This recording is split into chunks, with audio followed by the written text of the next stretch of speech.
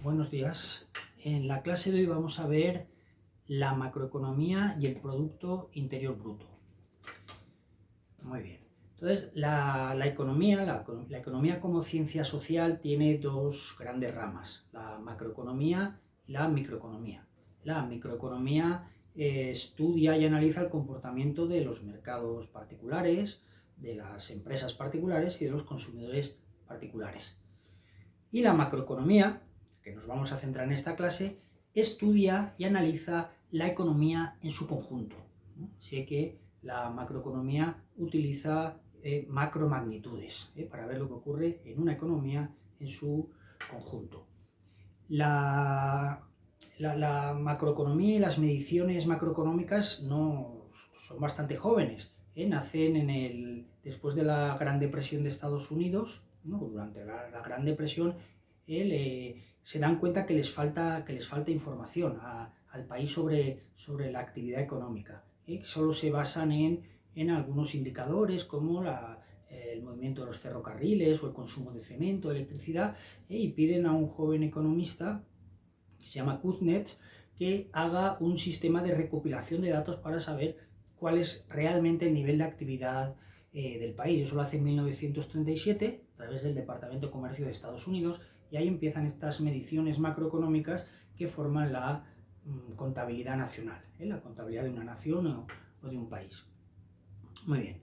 Entonces, el primer gran indicador o la primera cifra que refleja el nivel de actividad y el tamaño de una economía es el Producto Interior Bruto. Las siglas es el PIB de un país. Y es el que utilizan todos los países para medir su nivel de actividad y si la actividad está subiendo o está bajando o está estancada.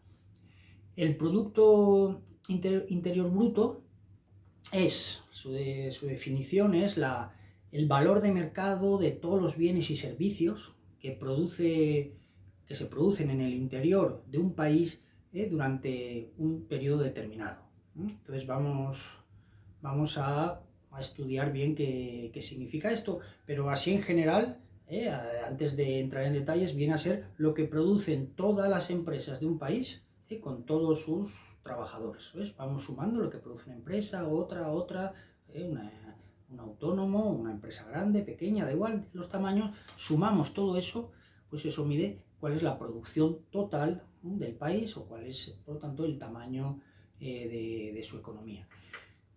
En concreto, vamos a ver, el valor de mercado significa simplemente que todos los bienes y servicios están valorados en el precio al que se vende. Es decir, que en el PIB no se suma un kilo de manzanas, sino si el kilo de manzanas se vende a 2 euros, pues se suman 2 euros que reflejan que se ha producido ese kilo de manzanas. Si se produce un ordenador, pues no se suma al ordenador, se suma su valor de mercado, que viene a ser su precio al que se vende en las tiendas. Si se vende por 400 euros, pues se suman 400 euros. De pronto se va sumando todo eso y esa enorme fila de todo lo que se ha producido, pues se valora en euros, en Europa, y en dólares en Estados Unidos.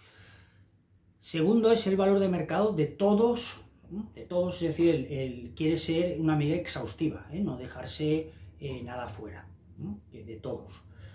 Los bienes y servicios. No hay que olvidar que el PIB quiere reflejar la producción de bienes, de las botellas de vino, los edificios, las televisiones, los automóviles. Bienes son cosas materiales, pero también de los servicios, de todos los servicios de peluquería, los servicios de medicina, de educación, de transporte, del comercio, todo eso también lo quiere reflejar porque forma parte de la actividad económica del país. Recordemos que lo que quiere reflejar esta medida es la actividad económica que hay en un país que se traduce en su producción.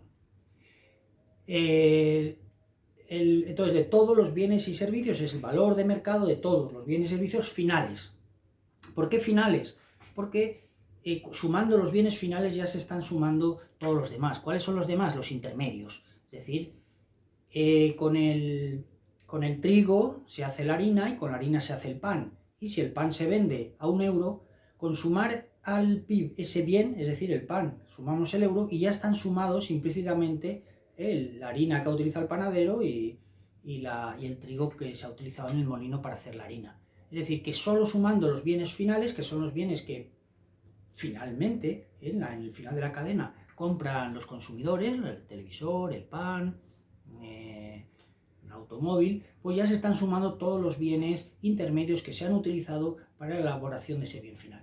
Vemos que si sumáramos el trigo, luego sumamos también el valor de la harina y del pan, pues estaríamos sumando varias veces lo mismo, y sería un cálculo erróneo. Así que solo se suman los bienes y servicios finales porque incluyen ya todos los bienes intermedios.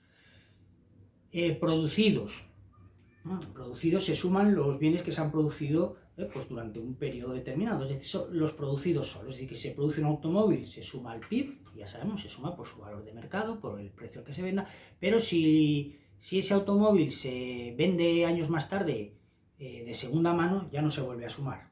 Es decir, las ventas de segunda mano, básicamente, automóvil o un televisor de segunda mano, pues ya no se suman porque fueron ya sumados en el pasado y ya fueron producidos. Como solo se quiere sumar la nueva producción, pues no se suma. No, es que no se sume no quiere decir que no tenga importancia. Si una persona compra un automóvil de segunda mano, pues para él es muy importante. Pero lo que quiere medir, para lo que quiere medir el PIB, pues no se suma. Producidos en el interior de un país. Quiere decir que lo que se va a sumar es todo lo que se produce en el interior de un país, da igual si la empresa es nacional y doméstica de ese país o es una empresa extranjera. Es decir, una empresa japonesa instalada en España, lo que produce se suma al PIB español. En cambio, una empresa española instalada en Japón se sumará al PIB de Japón. Lo que importa es los límites geográficos, lo que se produce en el interior de ese territorio, de ahí el Producto Interior. La I de interior pues nos dice que no importa la nacionalidad como el lugar donde se ha producido. Y por último, durante un determinado periodo de tiempo. Pues como no se puede calcular el PIB cada día, pues los datos, los institutos nacionales de estadística los elaboran y los ofrecen cada 3 meses. Pero tenemos un PIB trimestral, y luego se van sumando y tenemos el PIB anual de un determinado país. Luego volvemos a la definición inicial, ya la podemos entender mejor. El Producto Interior Bruto de un país, todo lo que producen todas sus empresas, viene a ser el valor de mercado de todos los bienes y servicios finales producidos en el interior de un país durante un periodo de tiempo. Muy bien. Por tener algunos datos de referencia de cuáles son los PIBs en el mundo y el PIB por habitante, que da pues, un indicio mejor del nivel de vida en un país, pues vamos a ver algunos de ellos. El de España es de 1.200 miles de millones de euros.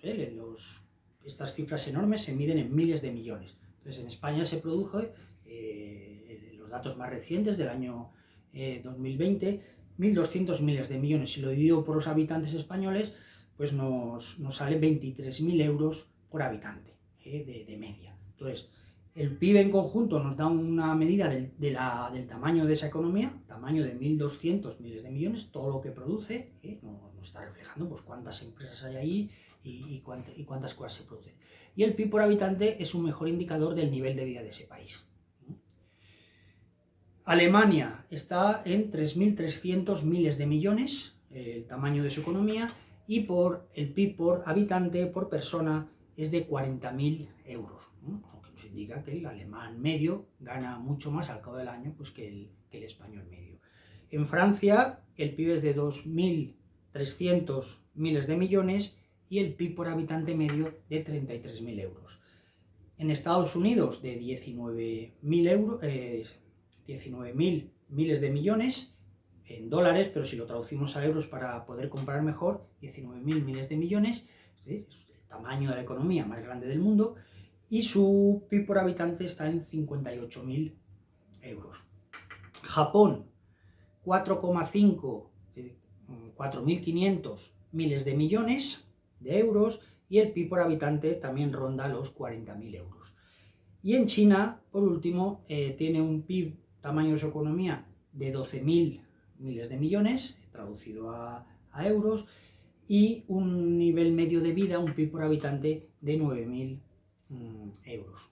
Luego, con estos datos podemos ver pues, cuáles son las economías más grandes del mundo en tamaño y cuáles son las economías con mayores niveles de vida o de renta media por habitante. Muy bien. El PIB, por lo tanto, es una buena medida, un buen reflejo del nivel de actividad económico y del tamaño de una economía, de la riqueza que es capaz de producir una economía durante cada año. Hay otros indicadores que más o menos indican lo mismo, pero bueno, pueden matizar la información. Luego otros indicadores, otras macromagnitudes, magnitudes macro, como hemos dicho, magnitudes del conjunto de la economía. Una de ellas es el Producto Nacional Bruto. Entonces el Producto Nacional Bruto, aquí la N de nacional, significa que a partir del Producto Interior Bruto vamos a quitar lo que producen las empresas extranjeras en nuestro país, puesto que no son nacionales, y vamos a sumar lo que producen todas las empresas nacionales de nuestro país en el extranjero.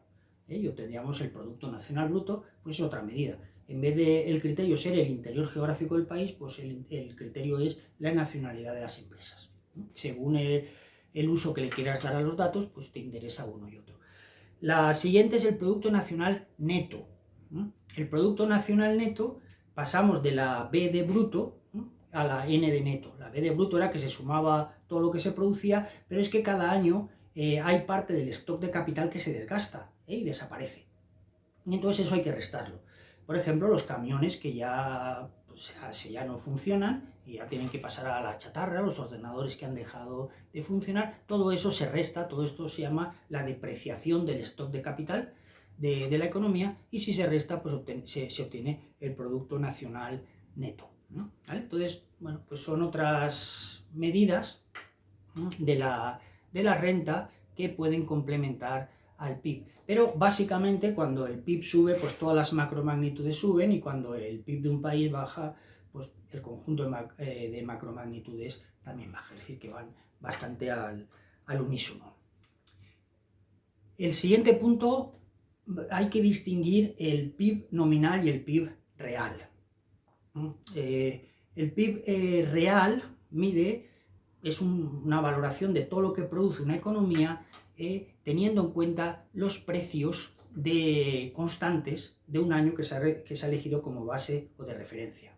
En cambio, el PIB nominal va a ser la valoración de la producción de una economía a los precios vigentes en cada año. Y por lo tanto van a dar medidas muy distintas, y es muy importante esta distinción. Vamos a ver con un sencillo ejemplo. Si en el año 2020 una economía produce 100 barras de pan, ¿no?, y el precio del pan, de la barra de pan, es de 1 euro, ¿no?, y en el año siguiente, en el año 2021, sigue produciendo 100 barras de pan, pero el precio del pan ha subido a 2 euros.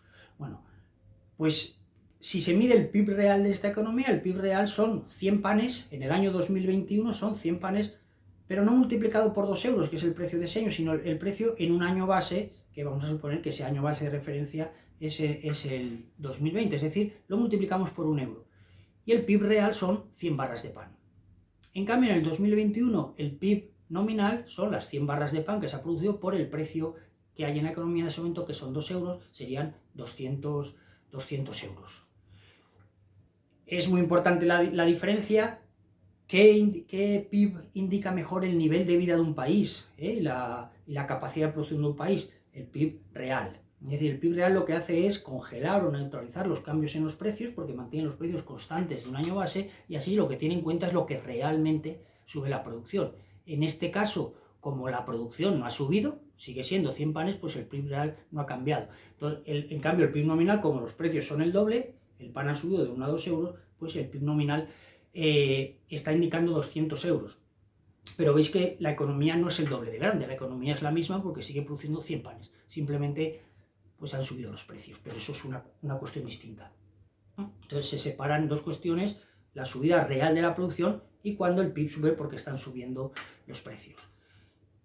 Esta distinción entre variables nominales y reales es muy importante, y va a afectar a todo el conjunto del análisis de la macroeconomía. Los economistas le llaman la dicotomía clásica.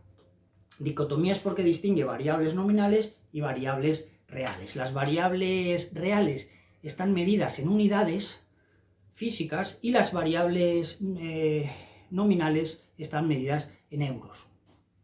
Lo acabamos de ver con el ejemplo. El PIB real del país en 2021 eran 100 barras de pan. Se puede medir en barras de pan, en unidades. En cambio, el PIB nominal medido en euros era 200 euros. Era completamente distinto. Entonces, variable real medida en unidades y nominal en euros. En otro ejemplo, si en este país un trabajador tiene un salario de 10 euros y solo compra pan y el pan está a 1 euro. Variable nominal, su salario, 10 euros. Su salario real, pues que puede comprar 10 panes. Su salario real lo medimos en panes, 10 panes, 10 barras de pan. Al año siguiente sigue cobrando 10 euros, pero el pan ha subido a 2 euros. ¿Cuál es su salario nominal? Sigue siendo 10 euros. Pero con esos 10 euros solo puede comprar ahora 5 panes, luego su salario real ha bajado a la mitad. Medido en panes, medidos en unidades, es de solo 5 panes. Y esta distinción, por lo tanto, va a ser muy importante en cualquier nivel del análisis macroeconómico y la vamos a utilizar a lo largo de todos los temas que incluyen la macroeconomía. Muy bien, pues conclusiones. La macroeconomía primero es un análisis y un estudio de la economía, de una economía en su conjunto. En su conjunto, luego siempre va a aparecer la palabra todos, de todos los trabajadores, de todas las empresas, de todas las familias, siempre va a ser un todos. Segundo, una primera medición importante del tamaño y del nivel de actividad en una economía es la más esencial, que refleja la actividad económica, es el Producto Interior Bruto, o en las siglas el PIB del país. Y tercero, pues el PIB hay que distinguir el real y el nominal, y es el real medido en unos precios constantes de un determinado año base el que da una mejor medida del nivel de vida y de la calidad de vida en un país. Muy bien, pues esto es todo, el primer mapa de lo que es la macroeconomía y el estudio macroeconómico de una economía. Hasta la siguiente clase.